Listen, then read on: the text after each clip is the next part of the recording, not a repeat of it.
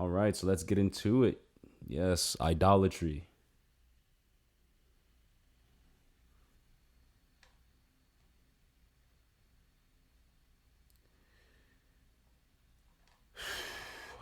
Idolatry. Idolatry is defined as the worship of idols, an extreme admiration, love, or reverence for something or someone. As we grow in our intelligence, we are bound to realize our capacity for decision making. That is to say, that we are not exactly slaves to the tides of life. What it takes for us to realize this separation depends more or less on our circumstances. There are some certain circumstances that we irrefutably have all shared, especially if we are to acknowledge that we have been brought here to process this work that I'm presenting to you. This includes that we were at one point entirely dependent on others to support us, saying that infancy and childhood are predicaments wherein without the nurturing of an external source, we would not have been able to join together at this moment to interpret, that we possess a body which is perpetually stimulated in its ways. The possession of a body suggests a capacity to interpret which is constant and only avoidable through dispossession of the body, that which we call death. We have been brought to communicate. The particular language is insignificant in comparison to the desire to be understood. Language helps to streamline reprieve of our suffering, unlike the blabbering baby whose sufferings must be more or less guessed, but whose needs are generally less complex than a more developed organism.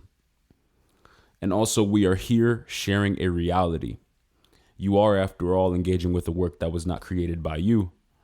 How many other things are you surrounded by that were not created by you? Of course, it is important to note that even within these varying circumstances we all share, there is nuance within it that makes us individuals. If anything, this is materialized in the form of the body. That is, the finality of the shape of the organism is indicative of an individual thing that experiences the earth's givings in its own trajectory. After all, there is no way through any amount of speaking or recollection that we could know every place traveled, nor to completely encapsulate the individual's interpretation, although we can come to understand the spirit of why the individual has come to process their experience in the ways they have, and thus make certain decisions. So let it be spoken first, to know that we are all idols. An idol is defined as an image or representation of a god used as an object of worship, a person or thing that is greatly admired, loved, or revered, in the K-pop definition. Know ye not that ye are the temple of God, and that the Spirit of God dwelleth in you? 1 Corinthians chapter 3, verse 16. Produce your cause, saith the Lord. Bring forth your strong reasons, saith the King of Jacob. Let them bring forth, and show us what shall happen. Let them show the former things, what they be, that we may consider them, and know the latter end of them, or declare us things for to come. Show the things that are to come hereafter, that we may know that ye are gods. Yeah, do good or do evil, that we may be dismayed, and behold it together. Isaiah chapter 41, verses 21 to 23. And the serpent said unto the woman, Ye shall not surely die, for God doeth know that in the day ye eat thereof, then your eyes shall be opened, and ye shall be as gods, knowing good and evil. That is Genesis chapter 3, verses 4 through 5. The precedent is that we are all objects of worship. We are capable of worship, and we are capable of being worshipped, loved, admired, revered. Worship is defined as the feeling or expression of reverence and adoration for a deity. The acts or rites that make up a formal expression of reverence for a deity, a religious ceremony, or ceremonies. Adoration or devotion comparable to religious homage shown toward a person or principle. Honor given to someone in recognition of their merit, used in addressing or referring to an important or high-ranking person, especially a magistrate or mayor, to show reverence and adoration for a deity or honor with religious rites. The very prospect of the nuance of definitions with synonyms and things of the sort implies our capacity and desire to express ourselves as fully as possible. That is, to be understood. Oh, how much glory there is in the blessing of life itself, with all the suffering and trials that we experience, the patience that we are made to develop during our time here. Surely, the state of being alive is a demonstration itself of worship, gratitude, and appreciation. To know as well that there is more than just the self, that there are other beings who could suffer and yet still accomplish the job of nurturing us, there could never be enough to have gratitude for. We are brought to the reality of having to nourish this body on our own by feeding it, cleansing it, resting it, and the other inclinations that come about for it. But alas, there are also certain inclinations that do not require our investment. Sometimes not just because they are ineffectual or unnecessary, but that they cause undue harm and plague the spirit with regret. It is not difficult to perceive that which is unhealthy for us, especially when the effects are enumerated, as again, we were brought language as a means to achieve understanding among each other. Certainly, if life were just to be alone, there would be so much less of a need to try to identify things, maintaining their identities. What would be the need to save a name? I can recall what my experience has been with a thing, that is, being brought to understand it. The spirit that it embodies, whether or not it hurts me, helps me, or otherwise just serves as itself. And here is the basis of the interaction with the objects, that the names are for sharing with other people what they are, much less than to preserve what they are for the interpreter. The first object, the first idol, is always the interpreter. He is first to be nurtured. He is first to be maintained. Understanding this precedent, it is therefore fathomable that a primary cause of people's infatuation with names is because of the depths of their immersion in sociality with others. After all, how important is it as a social precedent to remember someone's name? No matter how much you may remember having shared the same physical presence with them and what you gathered of their spirit, especially to be pleased to have met them again, it is incredible how much all that can go down the drain simply for failing to recollect their name to memory. So the same goes for the objects, because we are sharing this reality. It is also observable that applying a name to an object is not enough to profess a substantial investment into the object, to say that it is meaningful to the interpreter. In fact, meaning has both relative and absolute properties. All things on this plane do not and cannot share the same level of meaning to an interpreter. The air sustains life, and we show our gratitude through the breath. But do we all need to study atmospheric science in order to express the full extent of our gratitude for breathing life? These observances help us to see that there are spectra by which we can appreciate life's givings, and thus our capacity to make decisions. It becomes clear that the capacity of our decision-making is an expression of our intent. Intent is defined as intention or purpose, to be resolved or determined to do something, to be attentively occupied with, and also a look showing earnest and eager attention. Yes, we can be shown to have purpose through our decision-making, and thus we can perceive that people have the ability to reveal their purposes through what they reveal to us. This is again done through communication. Do I really need to pull up the definition of communication? The definition of communication is simply the imparting or exchanging of information or news, the successful conveying or sharing of ideas and feelings. Interesting. That's pretty interesting that they offer the successful conveying or sharing of ideas and feelings, because I personally would not agree that all forms of communication or that communication in itself is the achievement of understanding. I would say that the successful conveying is the achievement of understanding. But I digress there. We'll get to that. A means of sending or receiving information, such as phone lines or computers, or the means of traveling or of transporting goods, such as roads or railroads. It is often critical that we are transparent about our purpose when communicating, especially since the reality of our mortality has been made to be very close to us. The hot stove, brain freeze, the drawing of blood, the orgasm of sexual stimulation, etc. We are forced through the multitude of life's offerings that there are intrinsic values to things, in the same way that values can be brought to us by external things, albeit people or the effects of events themselves. These things should never be ignored, and really can't be, because these are the things that we come to understand about the diversity of the objects that surround us. Each individual object, even those that share identical properties, have the ability to express different values. After all, they have to be created and brought to us. In my book, Judgment Day, I discussed the objects of relevance. The first of them, and perhaps most significant of them, being our mortality. This is crucial because, again, if it were not for the possession of life to begin with, there would be nothing to interpret or have gratitude for. I discussed mortality as an object of relevance in acknowledgement that people know that they can use our mortality as an object to motivate them to make certain decisions. What this has done in turn is it has desensitized people to their mortality to certain extents, causing them to look for other ways to persuade people. Throughout history, we have bore witness to people who have been needlessly martyred for causes such as God and self-governance.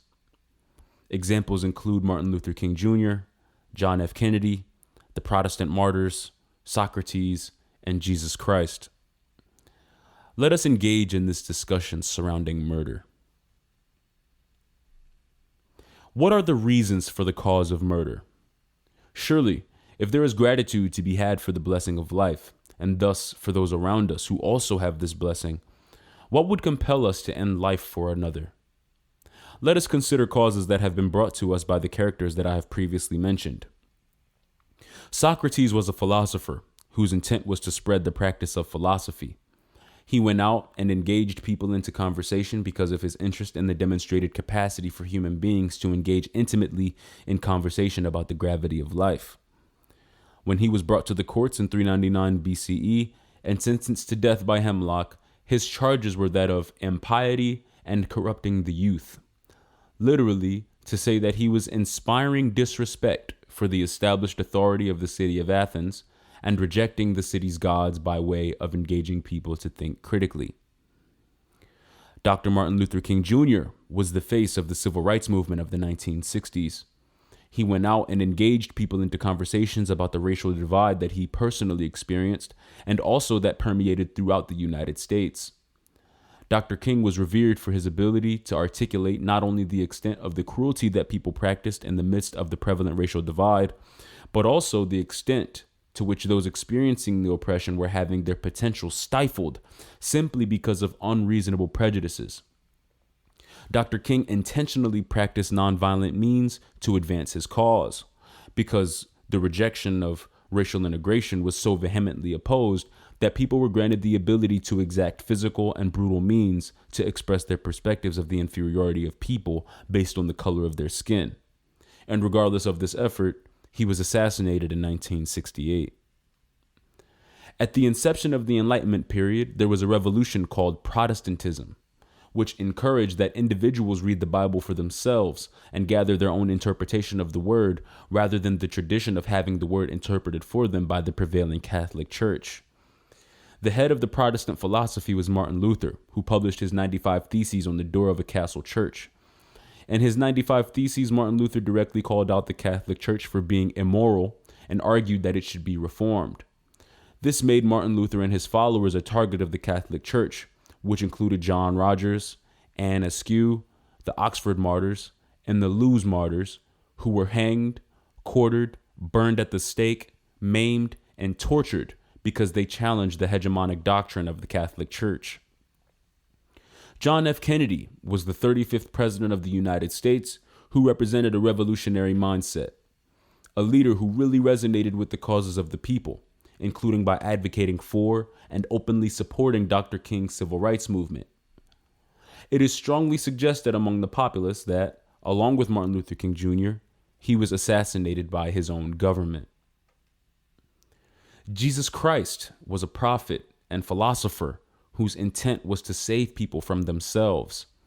He recognized the corruption of the established church and demonstrated great empathy for the carnality of humanity, which compels them into committing regrettable deeds. Jesus was mocked and crucified by the house of Israel in roughly 33 AD because he professed through his acts of miracles and teaching that he was of God. These are just 5 broad examples of times in history where people have gone so far as to commit murder for the sake of defending their beliefs. And these examples are critical because they were done on such a broad stage. Socrates' work successfully invited and brought more people to the table to discuss philosophy. He was a mentor and teacher of Plato, whose work has been the stencil for object-focused people to create dogmas. They are the foundation of the creation of the religions. Religion is an effect of theology, which is a branch of philosophy. The martyrs of Protestantism occurred at ultimately the beginning of the Enlightenment. Their work inspired people to take the interpretation of the Bible in their own hands. The Catholic Church placed themselves into the position to say that their clergy are the ultimate knowers of the contents of the Bible. They worried about people conjuring multiple interpretations of the Bible. It is because of Martin Luther and the Protestants' advocacy for people to read the Bible for themselves and people's act in doing so that they were able to unveil truths that couldn't be revealed in an itinerary of sermons. Dr. Martin Luther King Jr. was highly revered and respected because of his ability to articulate and put on display the condition of the black race in the United States, while also demonstrating that all people have the potential to contribute in meaningful ways to their society. His nonviolent approach to it as well was just a target to prod for the mischievous, and his commitment to it nonetheless further encouraged people's admiration of his work.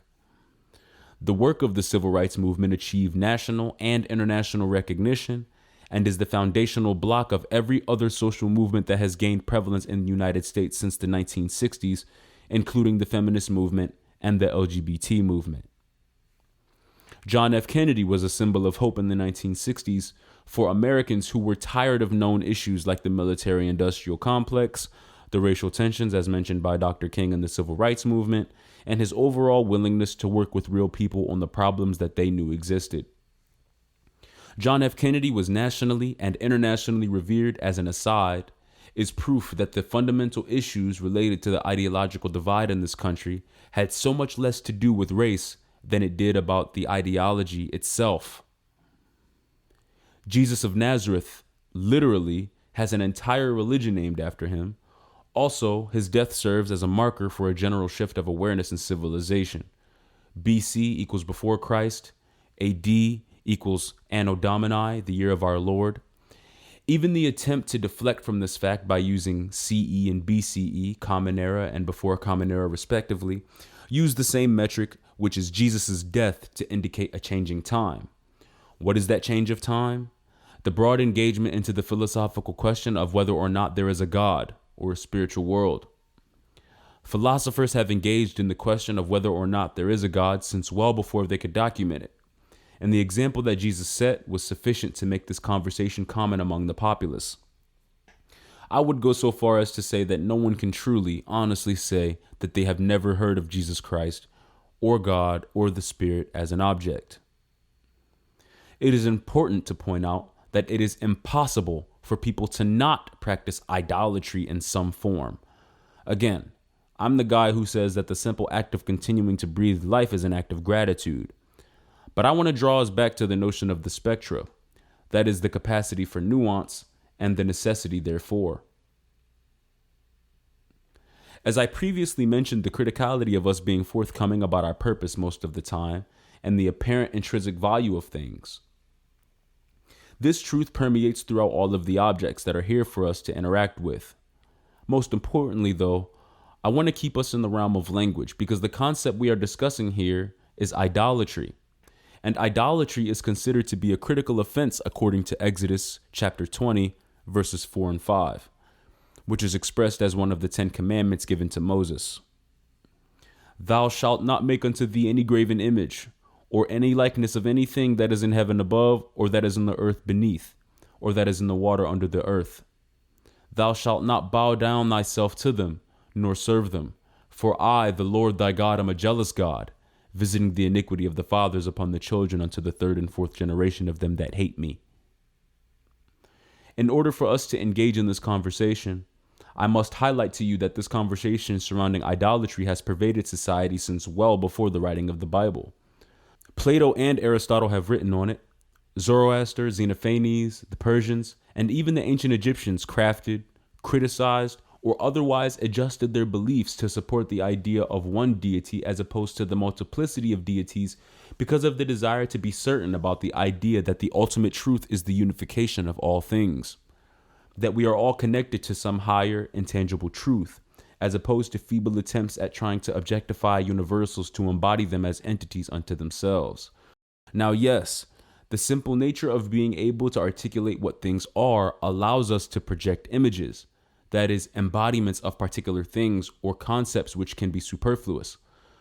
However, as an example, the attempt to embody Aphrodite by excessively practicing lust, insatiable desire, and pleasure can easily be taken too far, which is to take people away from the truth that we do have control over our desires. We can practice sexual responsibility, and that life is not all about pleasure and distraction. I had this tweet the other day that says, the point of the adjective is to more accurately describe the particulars of the spirit of the object being exhibited. But do you at least acknowledge that it is an object embodying some spirit? There are so many adjectives that we can use to describe people. A person who is ambitious, thoughtful, detail-oriented, dedicated, committed, focused, knowledgeable, disciplined, tolerant, educated, inquisitive, incorruptible, meticulous, open-minded, can be said simply as embodying the spirit of virtuousness. They are a virtuous person. A person who is cultish, deceptive, compulsive, fanatical, fixated, narrow-minded, obsessed, ritualistic, superstitious, vulnerable, impressionable, faithless, deluded, etc., can be said as simply embodying the spirit of idolatry. They are an idolater. We mustn't forget that even in the realm of speaking, there is more than the words to have. There is also the lips, lungs, diaphragm, larynx, nasal cavities, uvula, pharynx, teeth, and tongue participating in the formation of the sound of the words. Not to mention, of course, the brain and thought itself, not only to embody the word, but to have the thought to represent something. It is a certain level of empathy and compassion to perform in this way, and it shouldn't be taken for granted, especially since we are actively participating in it. Right. And so when we are engaging in these ways, being purposeful through our expressions, we also want to be sure that other people understand the true depths of what we mean when we are expressing ourselves. I mean, after all, if my point were to be caught up in the marvelousness of words, I would find myself perpetually immersed in the realm of words, constantly sorting dictionaries and thesauruses, fleshing out every last bit of words for the sake of them being words, admiring the beauty of them. And sure, they are beautiful, but if I'm not actually trying to say anything, that is, to bring my words to represent something as what they are, to allow us the ability and interaction to share in one mind, reaching understanding with finality, then what is being observed by the listener is just someone stuck glorifying an object. Surely, our reasons are the source of our desire to be thorough in our expression, so that when I tell you that I think you are gorgeous, it is different from telling you that I think you are cute. Even here, we must be careful not to get stuck in the expression in this way, but rather to acknowledge that we have created the parameters for us to express ourselves on spectra. As within a universal, there are various spectra by which an object or a spirit can be described. Someone who has stolen something may not necessarily be a thief, that is to embody the spirit of someone who doesn't believe in private property, at least as it pertains to them.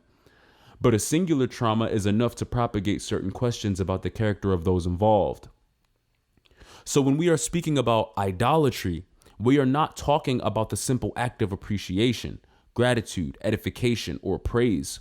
We are talking about a praise that can be determined as undue, without reason, and thus excessive and undulating. As I expressed in my article What It Means to Be a Drake Fan, I illuminated that even in the realm of a person who is receiving such praise, they can feel this as being disingenuous and offensive. What is interesting is that they are not always bound to respond in such a way that says that they are offended by this. as apparently it is rude to try to discredit or devalue someone else's opinions.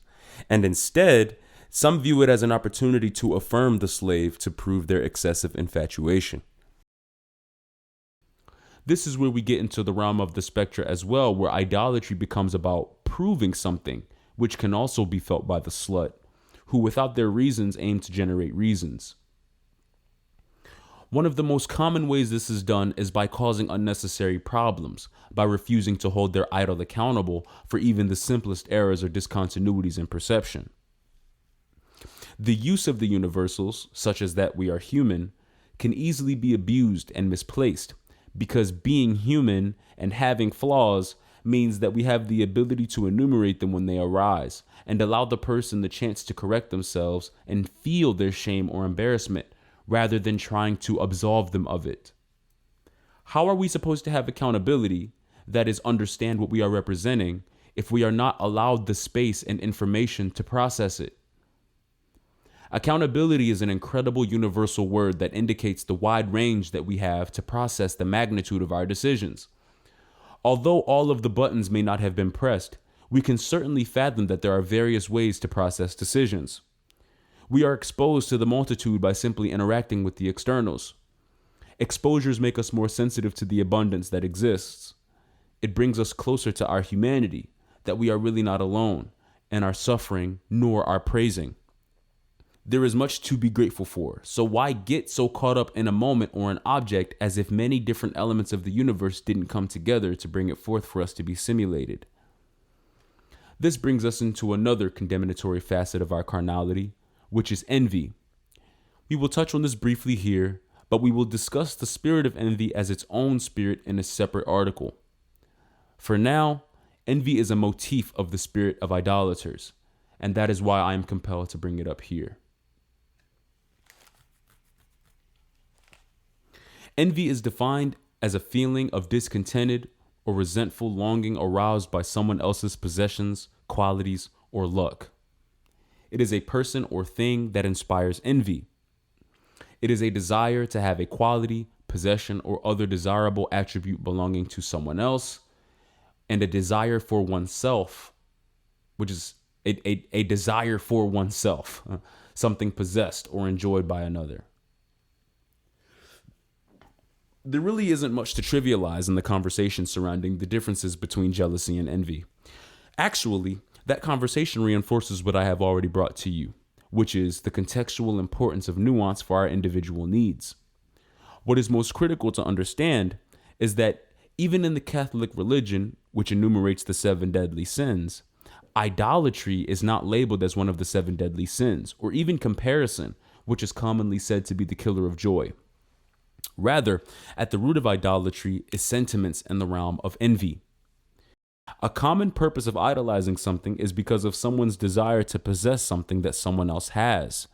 It is absolutely essential that we recognize that the creation of mythology is meant as a device to help level the playing field to perceiving the depths of the soul, to provide windows into self-actualization. It takes an incredible amount of empathy for someone to do this. Artists can't exactly control how people perceive their creations, but they can do the best they can to be intentional by being thorough about what they reveal.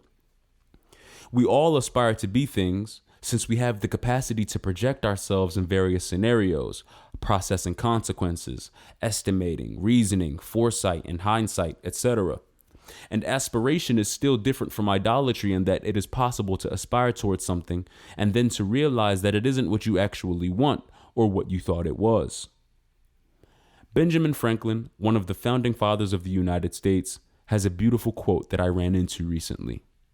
It says, "To err is human, to repent is divine, to persist is devilish." This quote epitomizes what I am trying to relay to you in the realm of the poison, the toxicity of idolatry. Idolatry is representational of that final element, the persistence in error, which is indicative of an objective of defending something. It is not difficult to perceive or discern that some things are undesirable, such as suffering itself, pain, and death. So that when we hear of words like murder, and rape and torture and brutality and oppression and shame and guilt. We know the type of pictures that enter our minds when these words are used to describe an event. So it is no surprise that it would be detestable among people to witness the sorts of injustices that have been occurring, from the wrongful sentence of Socrates masked as corrupting the youth, or Jesus Christ's crucifixion, to Jeffrey Epstein and Sean Diddy Combs' sexually deviant activities in today's time, and to be aware that these things have been allowed to persist in our environment for so long. The question always comes to why? Why is it that people have allowed this behavior to persist?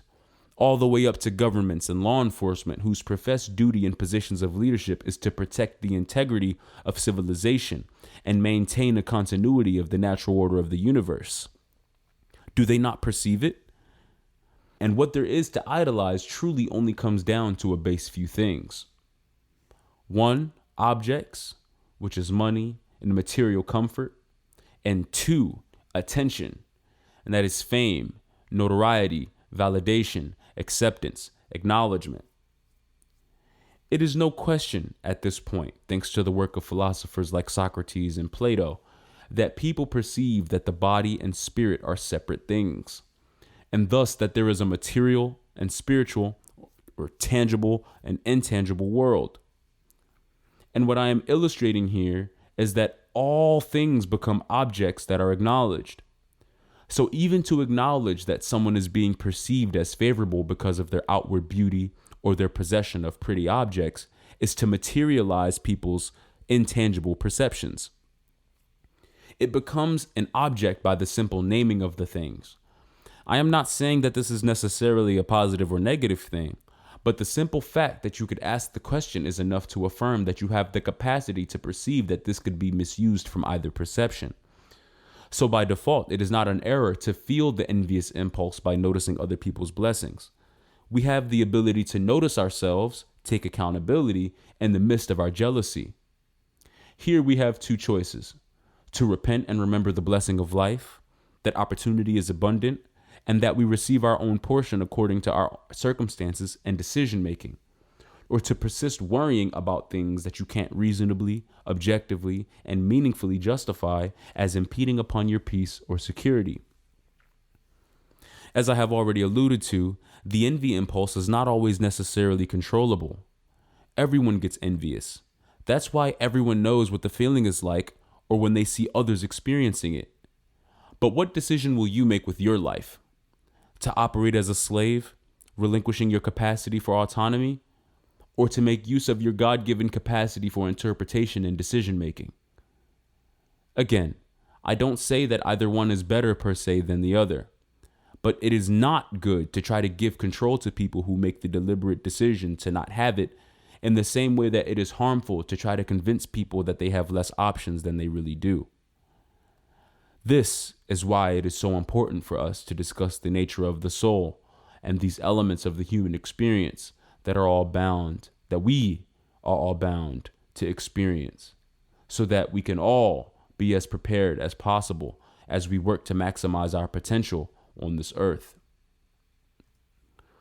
Next up is a discussion on envy, because envy is perhaps the most common and superfluous struggle that we all deal with ourselves as part of sharing this reality with each other.